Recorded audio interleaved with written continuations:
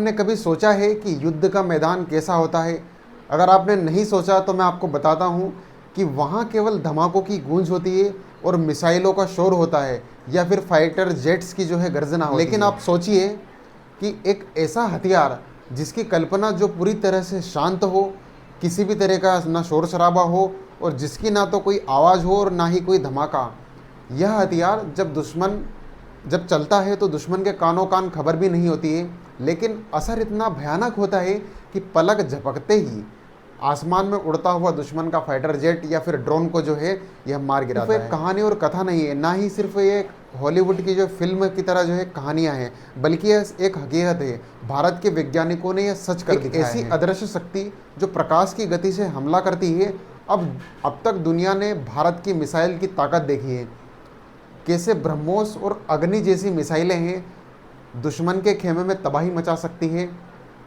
लेकिन भारत ने युद्ध लड़ने के तरीके को ही बदलने का फैसला किया। अब बारूद गोलों या फिर महंगी मिसाइलों की ज़रूरत नहीं पड़ेगी, क्योंकि भारत के हाथों में एक ऐसा ब्रह्मास्त्र आने वाला है जो सूरज की रोशनी से भी ज़्यादा गर्म और बिजली की रफ्तार से जो है तेज होने वाला है। इन्फॉर्मेशन के अकॉर्डिंग अगर बात करें तो भारत का जो DRDO है, रक्षा अनुसंधान एवं विकास संगठन, वैज्ञानिकों ने एक ऐसा कारनामा कर दिखाया है जिसकी चर्चा आज पूरी दुनिया में है। भारत अब डायरेक्ट एनर्जी वेपन के क्षेत्र में एक बहुत ही बड़ी छलांग लगाने जा रहा है। DRDO के वैज्ञानिक एक ऐसी हाई एनर्जी लेजर सिस्टम पर काम कर रहे हैं जो 300 किलोवाट का होगा।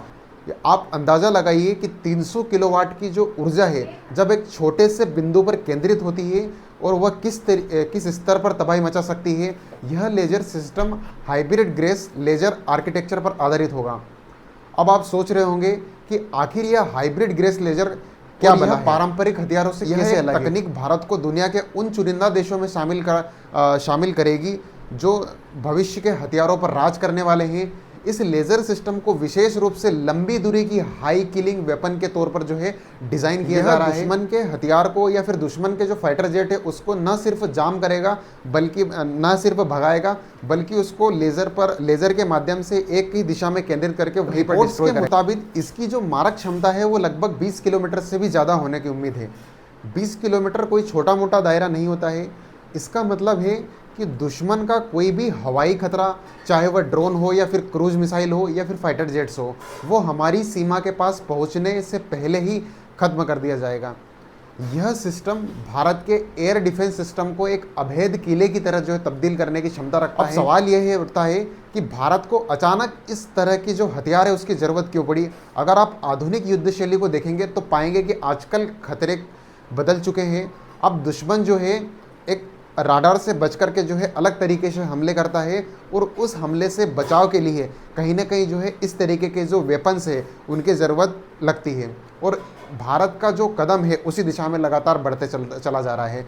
साथियों, भारत उन चुनिंदा देशों में शामिल हो जाएगा जिन देशों के पास जो है इस तरीके के जो लेज़र वेपन है। हालांकि ये बता दूं आपको कि लेज़र वेपन जो है बहुत ही कम देशों के पास अभी मौजूद है, जिसमें अगर हम बात करें इजराइल या फिर अमेरिका, वो भी कहीं ना कहीं एक तरीके से जो पब्लिकी तौर पर जो है पूरे ग्लोबल मार्केट में नहीं है और एक गुप्त तरीके से जो है इन्होंने बना करके रखे। भारत भी उसी दिशा में जो है अपने कदम आगे रखा है। भारत के जो DRDO अनुसंधान संस्थान जो है वो लगातार इस दिशा में काम कर रहा है और कहीं ना कहीं एक पूरे देशवासियों के मन में जो है या फिर देशवासियों के दिल में जो है अपनी जगह बनाते जा रहा है कि कहीं ना कहीं जो है देश जो है एक सुरक्षित तरीके से आगे बढ़ रहा है और देश को सुरक्षित करने में कहीं ना कहीं DRDO का बड़ा जो योगदान है। निश्चित रूप से जो है इस तरीके के जो वेपन्स है वो भारत की सुरक्षा में जो है अभेद किले की तरह जो काम करेगा।